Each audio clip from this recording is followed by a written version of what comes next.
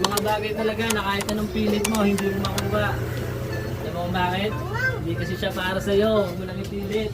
O, di ba? Gawin mo lang yung mga bagay na dapat mong gawin. Ilang lugaw yan? Gano'n ba? Isang may itlog? Wait lang ako. Wala ka na yan. Bin, sabi ko dito, Bin. Diba? Ano ang lugaw yan? Isang may itlog?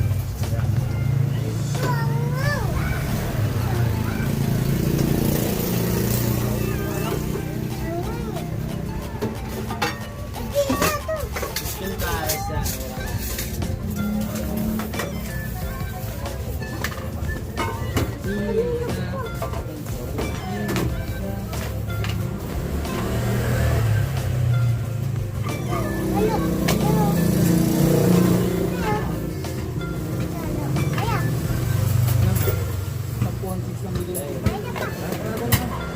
Okay.